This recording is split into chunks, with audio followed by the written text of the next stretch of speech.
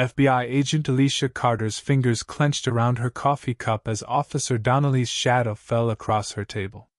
She had chosen this quiet cafe specifically to avoid attention, dressed in civilian clothes on her day off. But something in the white officer's stance, the way his hand rested on his holster, the sneer twisting his features, told her this wasn't a random stop. "ID," he barked, ignoring the stares from other patrons. "Now." Alicia felt the weight of her FBI badge in her pocket, but instinct told her to wait. After years of tracking corrupt cops, she recognized the look in Donnelly's eyes. This wasn't about law enforcement. This was about power. "Is there a problem, officer?" she asked, keeping her voice steady despite the rage building in her chest. The cafe had gone silent, everyone watching as Donnelly leaned closer, his breath hot against her face. "Oh, there's about to be." At 32, FBI Special Agent Alicia Carter had already shattered every expectation placed on her. Growing up in South Chicago, she'd watched her mother work 3 jobs to put her through college, instilling a drive that pushed her to graduate top of her class at Quantico. Now, as one of the youngest African American female agents in the Bureau's history, she specialized in rooting out corruption within law enforcement, a choice that earned her both respect and resentment from fellow officers. Her colleagues knew her for the meticulous case files that lined her office walls, each one representing another dirty cop behind bars. But they didn't see the toll it took, the sleepless nights reviewing bodycam footage, the threatening messages left on her phone, the way she checked her rearview mirror twice as often as she used to. The job had taught her to trust her instincts, and those instincts had never failed her. Today was supposed to be different. After closing a major internal affairs case last week, she'd promised herself a real day off. No badge, no gun, no looking over her shoulder. She'd chosen civilian clothes, worn jeans, a faded Howard University sweatshirt, and her favorite baseball cap. The small cafe on the edge of town seemed perfect, far from the usual law enforcement haunts where she might be recognized. But as she sat by the window, watching morning regulars drift in and out, something felt off. The elderly couple reading their shared newspaper, the college student typing furiously on her laptop, the barista calling out drink orders, everything looked normal. Too normal. 15 years of investigation had taught her that sometimes the most dangerous moments came wrapped in ordinary packaging. When Officer Donnelly's patrol car pulled into the parking lot, Alicia's routine-trained eyes caught details others might miss. The way he parked at an angle that blocked the cafe's security camera, how his hand brushed his weapon before pushing open the door, the predatory scan of the room that lingered a beat too long on her face. Her day off was about to become anything but routine. Officer Donnelly's boots echoed against the cafe's hardwood floor as he approached, each step a deliberate show of authority. The morning chatter died, replaced by the hum of the espresso machine and the weight of uncomfortable silence. Alicia kept her hands visible on the table, years of training kicking in even as anger simmered beneath her calm exterior. "Ma'am," Donnelly drawled, positioning himself to cast his shadow over her table. "We've had reports of suspicious activity in the area." His hand remained close to his holster, thumb hooked in his belt. "Going to need to see some identification." Alicia studied him with the practiced eye of an investigator. Officer Thomas Donnelly, according to his nameplate, mid-40s, built like a former linebacker who'd let himself go, with pale blue eyes that held no warmth. His uniform was immaculate, pressed to military precision, a man who cared about appearances, about the image of authority. "What kind of suspicious activity?" Alicia asked, her voice measured. She'd interrogated enough corrupt cops to recognize the signs, the slight flex of his jaw, the predatory gleam in his eyes, the way he positioned himself to establish dominance. "I asked the questions here." Donnelly's voice carried across the cafe, ensuring everyone could hear. "ID, now." The elderly couple at the next table suddenly found their newspaper fascinating. The college student with her laptop quietly gathered her things and slipped out. Even the barista had disappeared into the back room, leaving Alicia alone in the spotlight of Donnelly's attention. "I'm just having coffee, officer," Alicia said, gesturing to her half-empty cup. "Like everyone else here." Donnelly's face darkened. "Not like everyone else. We've had complaints about people who don't belong in this neighborhood. People causing trouble." His emphasis on belong carried unmistakable weight. The fury in Alicia's chest threatened to rise, but she forced it down. She'd faced this before, the casual racism, the abuse of power, but something about Donnelly felt different. More dangerous. This wasn't just about harassing a black woman in an upscale cafe. He was fishing for something, testing boundaries. "Are you refusing to comply?" Donnelly stepped closer, invading her personal space. The smell of stale coffee and cheap aftershave wafted over her. "Because that would be a problem." Alicia's FBI badge felt heavy in her pocket. One flash of it would end this, would wipe that smug look off his face. But instinct told her to wait. If Donnelly was as corrupt as he seemed, she needed to see how far he'd go. "No, officer," she replied, reaching slowly for her wallet. "I'm not refusing anything." She pulled out her driver's license, her civilian ID, not her FBI credentials, and held it out. Donnelly snatched it, studying it with exaggerated scrutiny. "Carter," he read aloud, making her name sound like an accusation. "You're a long way from home. I wasn't aware coffee had a zip code restriction." The challenge in her voice made his nostrils flare. He leaned down, placing both hands on her table, trying to loom over her. "Listen here, Ms. Carter. I know your type. Think you're above the law, think you can go wherever you please. But this is my neighborhood, and I decide who belongs here." The cafe had emptied now, leaving them alone with the weight of his threats hanging in the air. Alicia met his gaze steadily, recognizing the look of a man drunk on his own authority. She'd put cops like him behind bars before, but they usually hid their prejudices better. Donnelly was either sloppy or so confident in his power that he didn't care who witnessed his behavior. "Are you arresting me, Officer Donnelly?" She kept her voice neutral, professional. "Or am I free to finish my coffee?" His hand tightened on her license until his knuckles went white. For a moment, she thought he might actually try to take her in. It wouldn't be the first time a cop had manufactured charges to teach someone a lesson. But then his radio crackled to life, breaking the tension. "Unit 47, we've got a 10-31 at 5th and Madison." Donnelly's jaw clenched as he tossed her license onto the table. "We're not done here, Ms. Carter. Welcome to the neighborhood." The threat in his voice was clear as he turned and strode out, boots striking the floor like hammer blows. Alicia waited until his patrol car pulled away before letting out a slow breath. Her coffee had gone cold, but that didn't matter now. She pulled out her phone and opened her notes app, documenting every detail of the encounter while it was fresh. Officer Thomas Donnelly had just made a serious mistake. He'd picked the wrong woman to harass. Back at the FBI field office, Alicia sat at her desk, staring at her computer screen.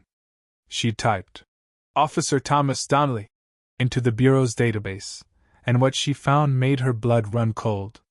3 formal complaints in the past year alone, all from minorities, all dismissed without investigation. But it was the pattern that caught her attention. Each complaint involved traffic stops in upscale neighborhoods, each victim a successful professional. "You look like you're about to bite through that coffee cup," a familiar voice said.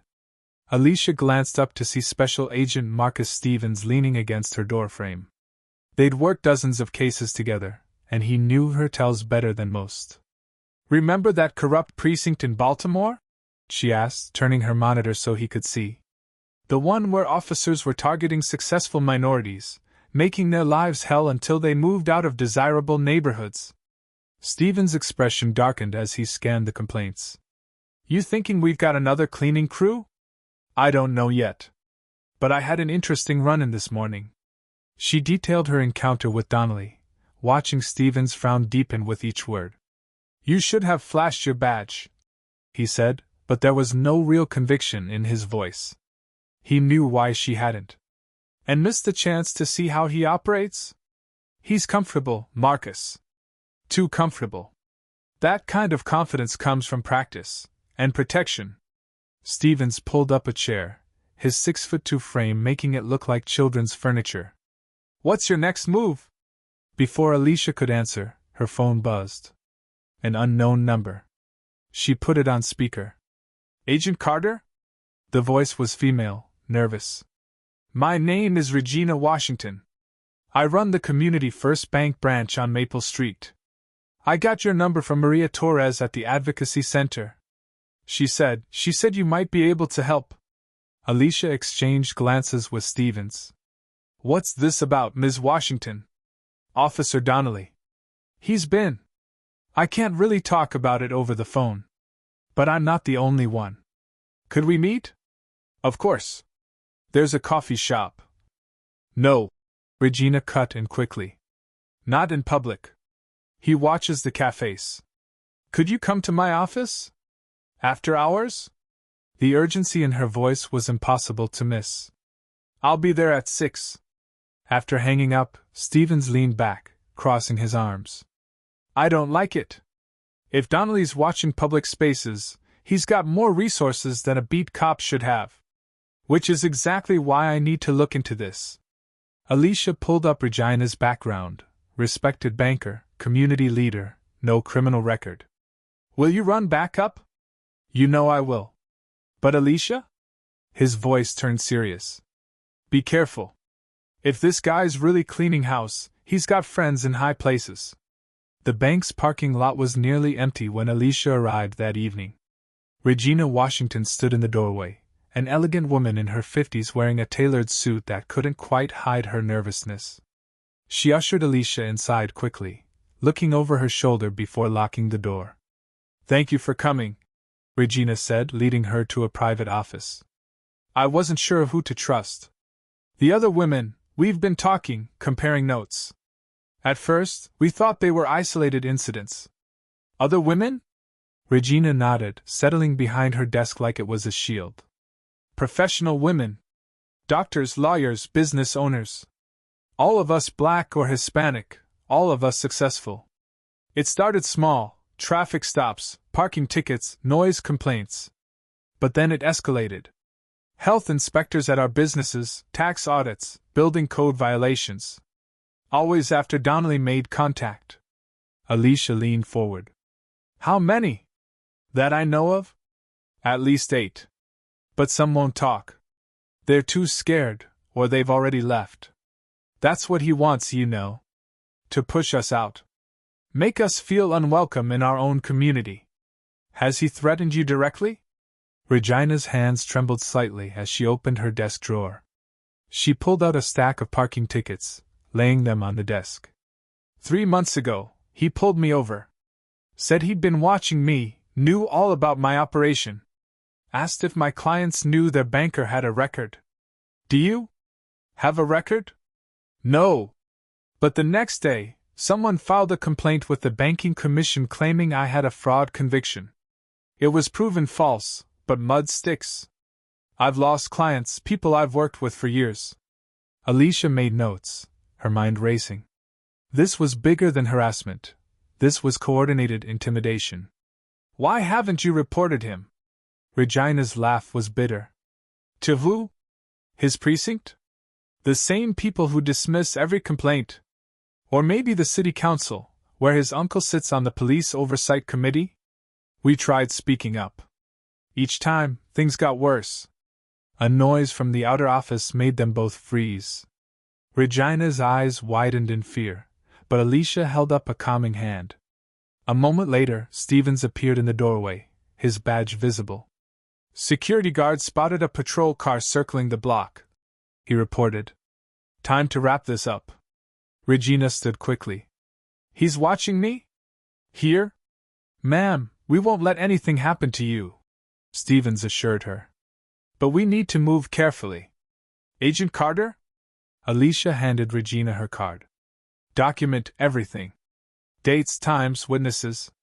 And spread the word carefully. We need to build a case, and that means we need more victims to come forward. As they escorted Regina to her car, Alicia noticed the patrol car Stevens had mentioned, parked just visible at the corner. The window was down, and even in the growing darkness, she could make out Donnelly's silhouette. He wasn't even trying to hide.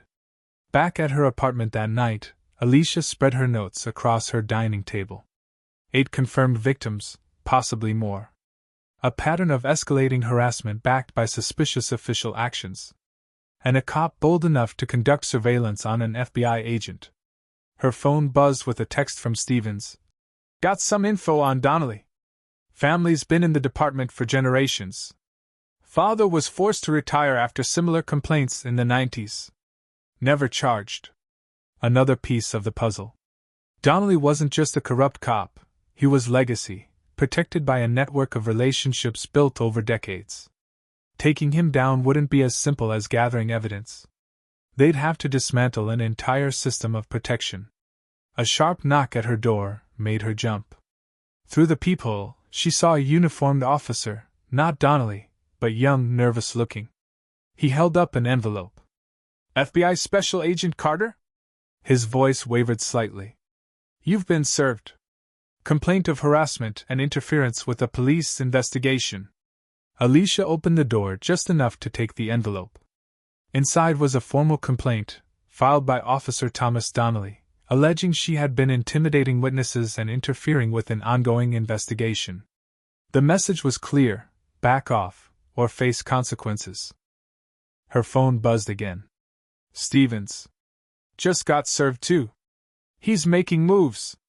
Alicia stared at the complaint, anger mixing with grim determination. Donnelly was escalating, trying to use the system against her. But he'd made a crucial mistake. He'd given her documentation, a paper trail.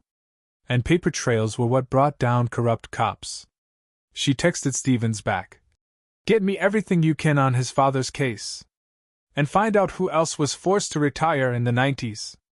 This isn't just about Donnelly anymore. The next morning, she arrived at the office to find her case files on recent police corruption investigations had been accessed overnight. Nothing was missing, but someone wanted her to know they could get to her work. 2 could play at that game. She logged into the system, requesting every record of civilian complaints against the precinct for the past 30 years.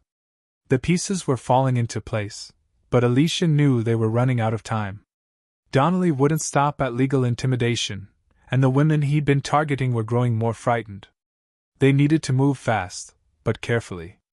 One wrong step, and the whole case could crumble, or worse, someone could get hurt.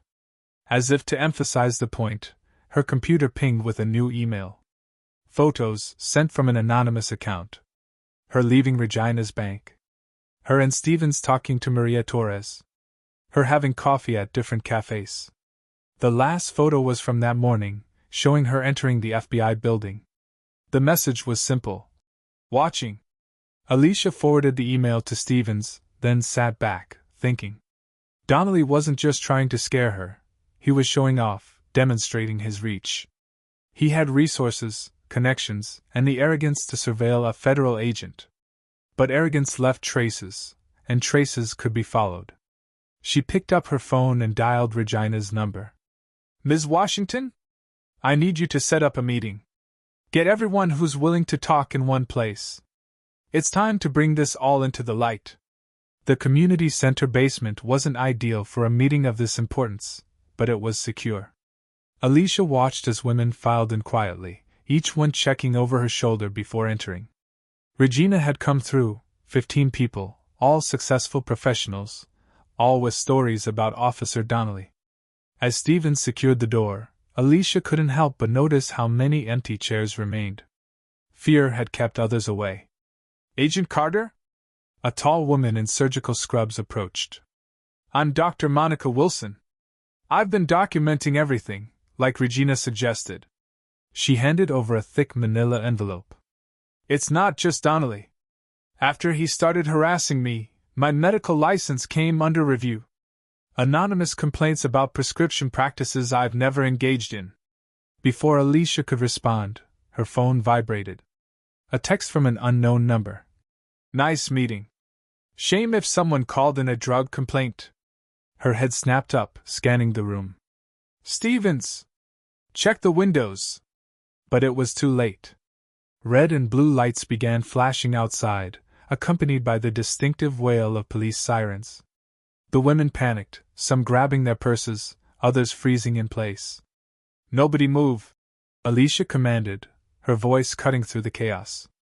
This is what he wants, to scatter us, isolate us. We're not giving him that satisfaction. Heavy boots thundered down the stairs. The door burst open, and there stood Donnelly, flanked by 4 officers. His smirk wavered slightly when he saw Alicia. Well, he drawled. Anonymous tip about drug activity. Everyone needs to clear out while we conduct our search. You have no probable cause. Stevens stepped forward, badge out. This is a private meeting. Private conspiracy, more like. Donnelly's eyes swept the room. All these successful people meeting in secret? Sounds suspicious to me. Unless. He paused dramatically. Someone wants to explain what's really going on here. The silence was deafening. Alicia watched years of fear and intimidation play across the faces around her. Then Regina stood up. We're meeting because of you, Officer Donnelly. Her voice shook but held firm. All of us. Every person you've harassed, threatened, tried to drive away. Donnelly's face darkened. Careful, Ms. Washington. False accusations against an officer are serious, Alicia cut in. Just like abuse of power, harassment, and civil rights violations. Tell me, officer, does your uncle on the city council know about your extracurricular activities? The other officers shifted uncomfortably, but Donnelly didn't flinch. You've got nothing. 3 decades of complaints, Alicia countered. All mysteriously disappeared. Just like the complaints against your father. Tell me, did he teach you how to clean up neighborhoods, or did you figure that out yourself? Something dangerous flashed in Donnelly's eyes. Last chance to clear out before we tear this place apart. Go ahead. Dr. Wilson stood. Search all you want. While you do, I'll be calling my lawyer about the fraudulent complaints against my medical license. I'm sure the state board would love to know who's been accessing their systems. One by one, the other women stood. A restaurant owner spoke up about health inspections that coincided with Donnelly's harassment. A lawyer mentioned pattern recognition software she'd run on traffic stops. Each voice grew stronger, feeding off the other's courage. Donnelly's backup looked increasingly uncertain. This wasn't the easy intimidation job they'd expected. Alicia saw the moment Donnelly realized he'd miscalculated. But instead of backing down, his expression turned vicious. Agent Carter, he spat. A word outside. Now. Stevens moved to intervene, but Alicia shook her head. She followed Donnelly up the stairs, into the cool night air. The moment they were alone, he rounded on her. You have no idea what you're dealing with, he growled. This isn't just about me. You think you can protect them? I make one call, and their lives fall apart. Licenses revoked, loans called in, tax audits that never end. That's quite a network you've got, Alicia replied calmly, phone recording in her pocket. Tell me more about these calls you can make. Donnelly stepped closer, looming over her. You smug federal types think you're untouchable. But I know people too. People who can make even an FBI agent's life difficult. Check your case files lately? You mean the ones you accessed? Bold move, breaking into federal records. Prove it. His smile was cold. Prove any of it. Every complaint disappeared. Every investigation stopped. You've got nothing but stories from people who won't talk when it matters. That's where you're wrong. Alicia held his gaze. They're talking now. All of them. And not just to me. On cue, her phone buzzed. Stevens had sent the signal. Everything inside was being live-streamed to the FBI's servers. Every confession, every story, all backed up and time-stamped. You're done, Donnelly. The only question is how many people you take down with you. His hand shot out, grabbing her arm. Listen here. Remove your hand. Alicia's voice was steel. or I'll add assaulting a federal agent to the charges. What's going on here? A new voice cut through the tension. Captain Hayes, Donnelly's supervisor, emerged from the shadows. Tom? I got your message about a drug bust. Perfect timing, Captain. Alicia broke free from Donnelly's grip. We were just discussing Officer Donnelly's creative approach to community policing. I'm sure you'll be interested in his explanation for tonight's warrantless raid. Hayes looked between them, realization dawning. Tom, back to the station. Now. Captain. Now, Officer Donnelly. As Donnelly stalked away, Hayes turned to Alicia. How bad? Bad enough that you'll want to start cooperating before this goes public. 20 years of systematic harassment, civil rights violations, abuse of power, and that's just what we know about. Hayes aged a decade before her eyes. He's got dirt on half the department. Then I suggest you get ahead of this. Because when it breaks, and it will break, anyone who helped cover it up goes down too. Inside, the women were still sharing their stories, strength building with each testimony. Alicia watched through the window, knowing that tonight had changed everything. Donnelly's power was built on isolation and fear. Now that his victims had found their collective voice, that power was crumbling. But as she watched Donnelly's patrol car pull away, she knew this wasn't over. Men like him didn't go down easily. They lashed out, desperate to take others with them. The real crisis was just beginning. The next 48 hours passed in a blur of activity. Alicia barely left her office, coordinating with the FBI's Civil Rights Division as more victims came forward. Each new testimony added another layer to Donnelly's web of corruption. But something still bothered her. The pieces weren't quite fitting together. You need to see this. Stevens burst in, dropping a thick file on her desk. I found out where Donnelly's been getting his information. Remember that IT contractor who was fired from the precinct last year? Alicia flipped through the pages, her eyes widening. He wasn't fired. He was reassigned to the city's central database. Bingo. Every government system in one place. Property records, business licenses, tax information. Donnelly's had a direct line to everything he needs to make people's lives hell. Her phone buzzed. Regina, Washington. Agent Carter, they're here. Health inspectors, tax auditors, everyone. They're trying to shut down the bank. Alicia grabbed her coat. He's making his move. Get me everything on that IT contractor. And Stevens? Watch your back. The scene at Community First Bank was chaos. Government vehicles clogged the parking lot while Regina stood her ground at the entrance, refusing to let anyone in without proper warrants. As Alicia pulled up, she spotted a familiar patrol car idling across the street. Her phone rang again, Dr. Wilson this time. They're suspending my license. Emergency hearing tomorrow morning. This isn't a coincidence. He's targeting everyone who spoke up, Alicia realized. Her phone kept lighting up with similar messages: business licenses under review, surprise inspections, sudden tax audits. Donnelly was burning it all down. Back at the office, she found an envelope on her desk. Inside were photos, not surveillance this time, but old case files. Cold cases, unsolved murders, all with a common thread: witnesses who'd mysteriously stopped cooperating. A note attached read, "Some people know when to stay quiet." Stevens appeared in her doorway, face grim. Captain Hayes was just found dead in his car. Apparent suicide. Left a note confessing to years of covering up misconduct. Convenient timing, Alicia muttered. Too convenient. Donnelly's tying up loose ends. Her computer pinged, an email from an anonymous source. Video files, dozens of them. Dashcam footage showing Donnelly and other officers conducting their neighborhood cleaning operations. The email text was simple. Insurance policy. Midnight. Jefferson Park. It's a trap, Stevens said, reading over her shoulder. Of course it is. Alicia checked her weapon. But it's also our best chance. He's desperate, making mistakes. Set up surveillance on the park, but keep your distance. If this goes bad, don't say it. Stevens grabbed her arm.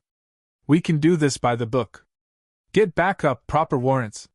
While more people suffer? While he destroys more lives?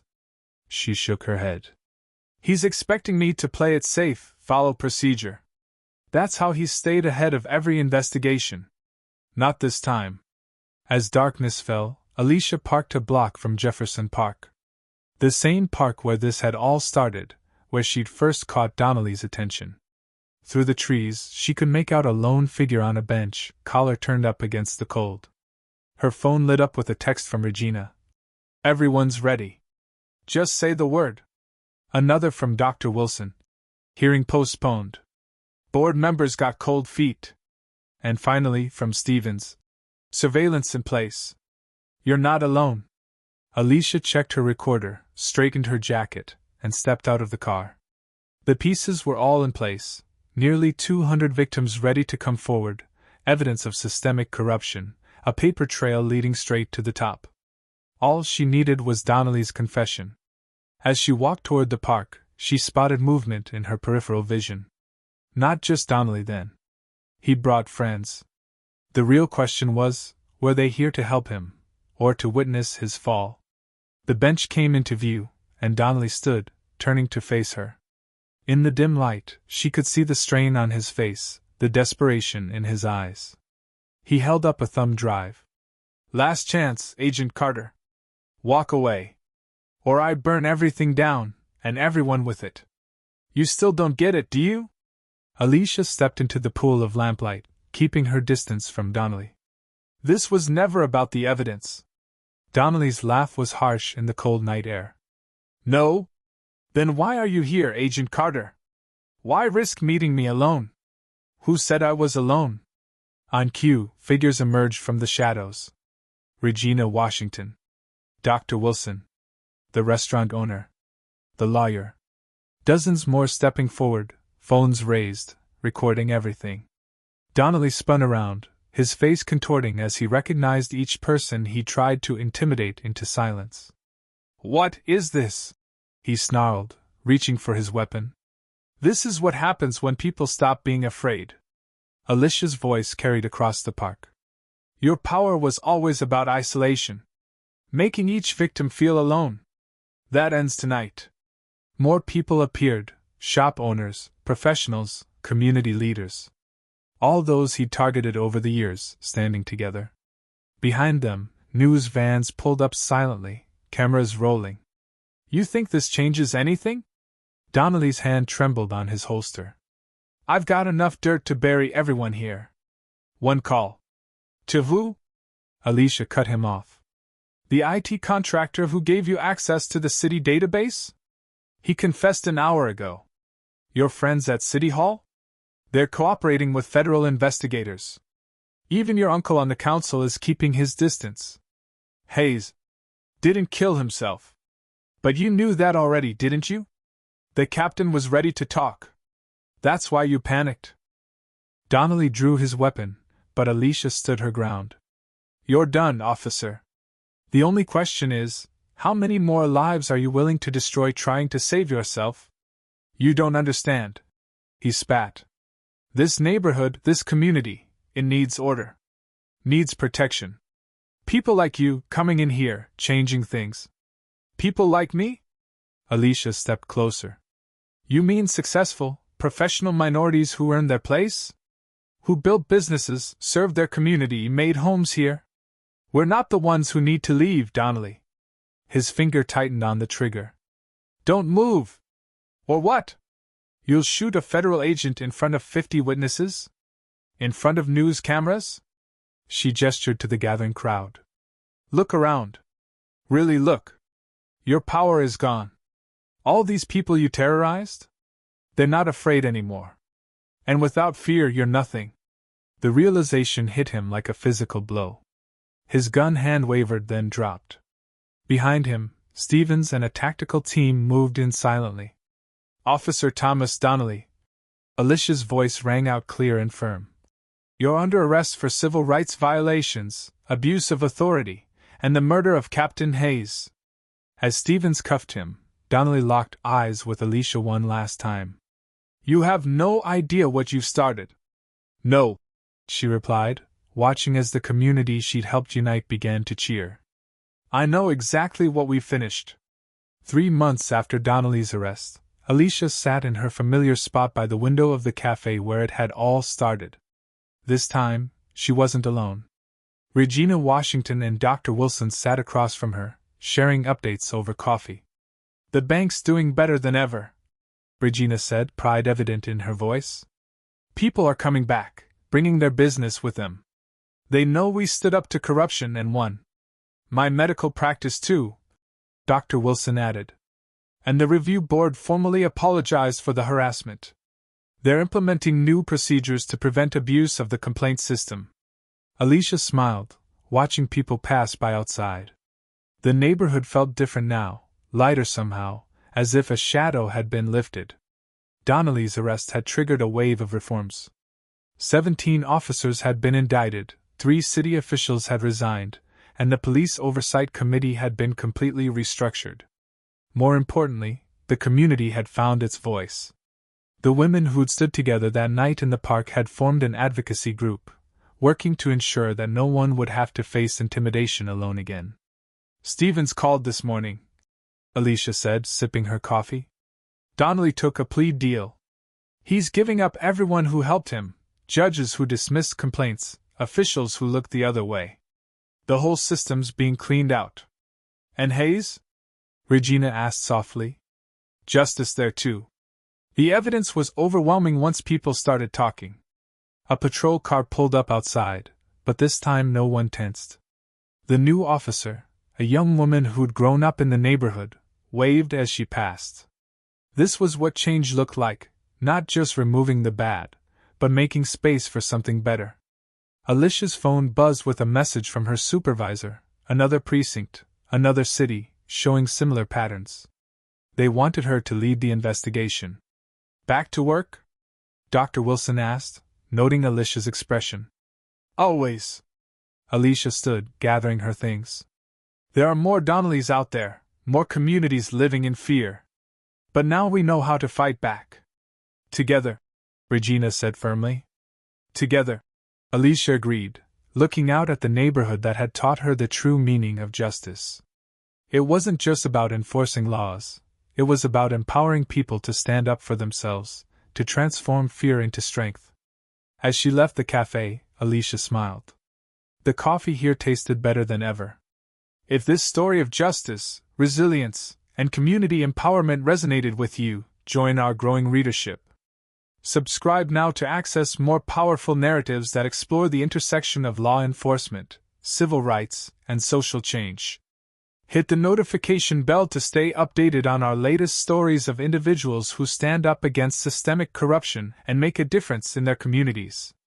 Did you spot all the key moments where the community's unity turned the tide against corruption? Tell us your favorite scene in the comments below. Was it the café confrontation, the community meeting, or the final showdown in the park? Like and share this story to spread awareness about the power of collective action against injustice.